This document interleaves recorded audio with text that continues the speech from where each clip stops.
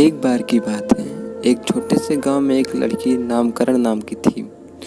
वह दूसरों के प्रति अपनी दयालुता और सहानुभूति के लिए जानी जाती थी। नामकरण के पिता एक मेहनती किसान थे और उसकी माँ एक कुशल बुनाई वाली थी। एक दिन गांव में एक भयानक सूखा पड़ा और तीव्र जलवायु की वजह से खेतों में फसलें सूख गई। नामकरण के पिता परिवार की देखभाल करने में संघर्ष कर रहे थे और वे अब आर्थिक कठिनाइयों का सामना कर रहे थे। दिन रात के संघर्ष से उनका सारा ऋण उधारदाता, जो एक चालाक ऋणदाता था, उधार पर ले गया। ऋण चुकाने में असमर्थ होकर उन्हें दिन प्रतिदिन धैर्यपूर्वक जीना पड़ा।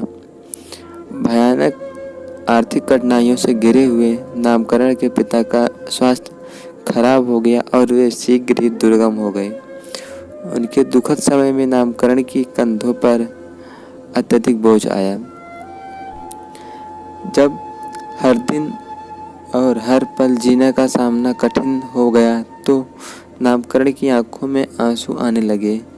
वह अपने माता पिता की सेवा करने में लगी रहती थी, लेकिन अंततः दिन आया जब नामकरण अपनी आंखों में एक नया सपना और जीने की उम्मीद खो दी।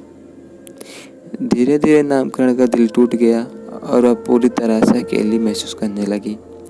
वह छोटे भाई बहन की चिंता करती थी, लेकिन उसके पास अब उन्हें सहारा देने की भी शक्ति नहीं थी।